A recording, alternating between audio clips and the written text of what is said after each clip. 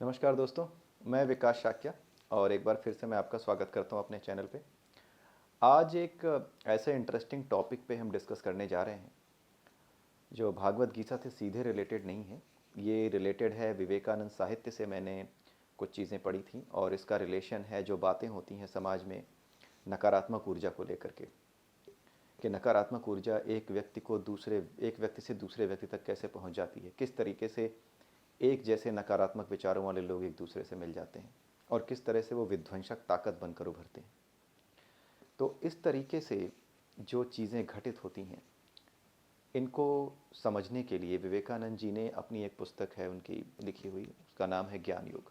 उसमें थोड़ी सी व्याख्या की है कि किस तरीके से दो बिल्कुल अलग प्रकृति के लोग, जिन्होंने एक दूसरे को कभी देखा नहीं, एक दूसरे के स्वभाव को जानते नहीं कि मैं कितना अच्छा हूँ वो कितना बुरा है, फिर भी उनमें दोस्ती कैसे हो जाती है, वो एक दूसरे के इतने परम मित्र कैसे बन जाते हैं, इसका कारण क्या होता है। और सामान्य बोलचाल की भाषा में इस चीज़ को प्रेत बाधा कहा जाता है, यानी भूत पकड़ लेना।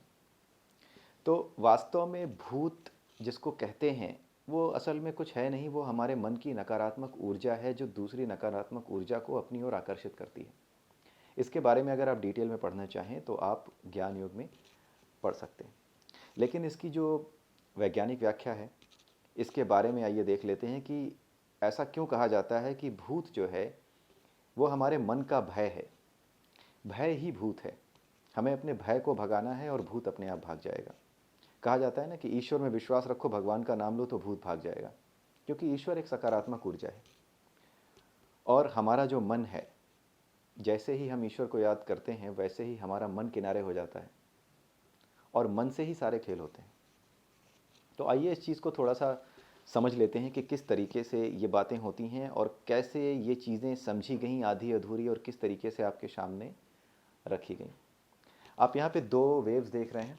ये इक्वेशन आपने पढ़ा होगा, ये साइन वेव्स हैं, ठीक है। ये तरंग गति जो आपने पढ़ी होगी, भूगोल नहीं, फिजिक्स में, भौतिक विज्ञान में आपने पढ़ी होगी।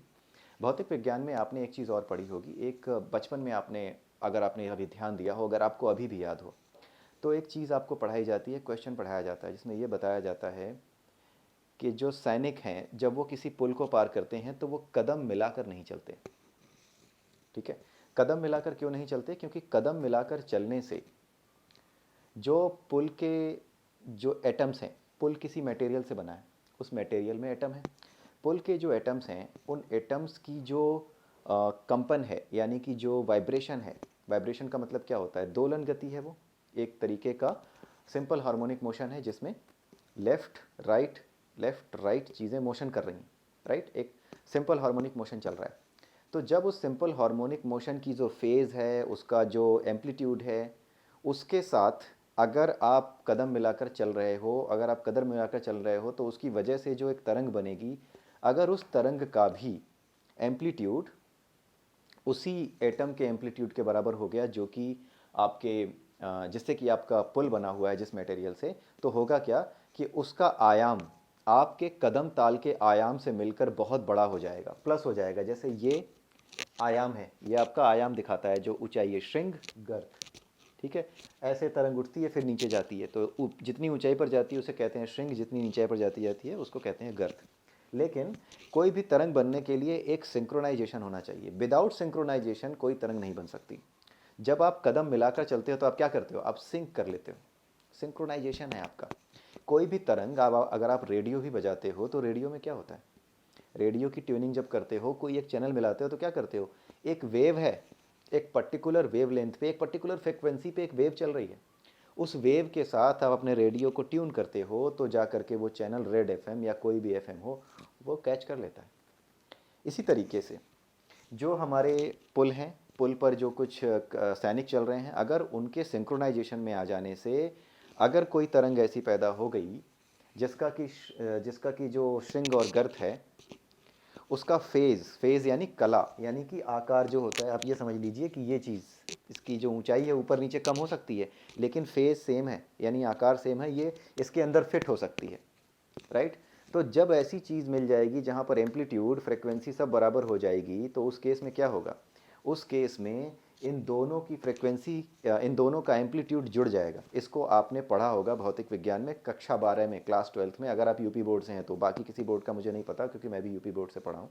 तो यूपी बोर्ड में अगर आपने पढ़ा होगा तो इसको कहा जाता है जब दो तरंगे एक आयाम में जुड़ती हैं तो उन दोनों का आयाम मिलकर प्लस हो जाता है, जुड़ जाता है, बढ़ जाता है। यानी इसका आयाम सिर्फ इतना नहीं रह जाएगा, जब ये दो तरंगे मिलेंगी तो आयाम बहुत बढ़ जाएगा। तो आयाम जब बहुत बढ़ जाएगा तो होगा क्या कि ये जो पुल है वो बहुत तेज़ी के साथ दोलन करने लगेगा, और बहुत ज़्यादा तेज़ी के साथ दोलन करने की वजह से वो पुल टूट सकता है।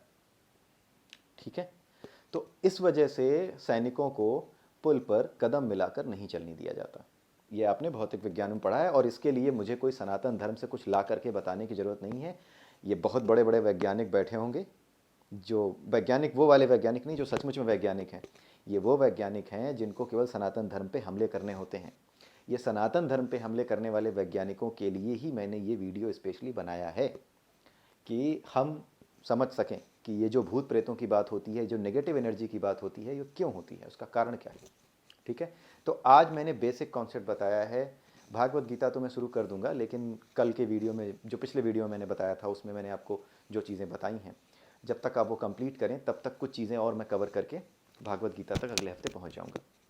तो इसीलिए आज के इस वीडियो में बेसिक कॉन्सेप्ट मैंने आपको एम्पलीट्यूड, फ्रिक्वेंसी, और किस तरीके से एक फ्रिक्वेंसी दूसरी फ्रिक्वेंसी को मैच करती है। अगर आप रेडियो ट्यून करते हैं तो फ्रिक्वेंसी ही तो मैच कराते हैं।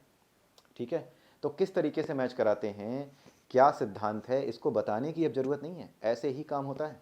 और इन चीज़ों को हमारे यहाँ मन के द्वारा उठने वाली तरंगे, प्रकृति में उठने वाली तरंगों के रूप में हमारे यहाँ सनातन में इसकी व्याख्या की गई है। और इसीलिए विवेकानंद साहित्य में विवेकानंद जी ने भी इन्हीं तरंगों की बात की हुई है ज्ञान योग में।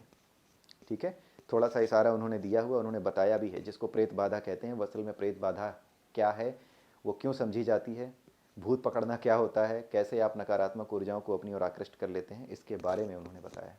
तो अगले वीडियो में मैं आपको जो असली बात है समाज के अंदर जो फैली हुई है, भूत प्रेत, और किस तरीके से मूवीज़ आपको दिखाई जाती हैं कि भूत प्रकट हो जाता है, भूत आ जाता है, भूत अंदर से बोलने लगता है, ये सारी चीज़ें क्या होती हैं, क्यों ऐसे बोला, क्यों ऐसे कहा जाता है, और क्या वो सही हैं या गलत हैं, आपको कितना विश्वास करना चाहिए या नहीं करना चाहिए, इस पर हम बात करेंगे अगले वीडियो में।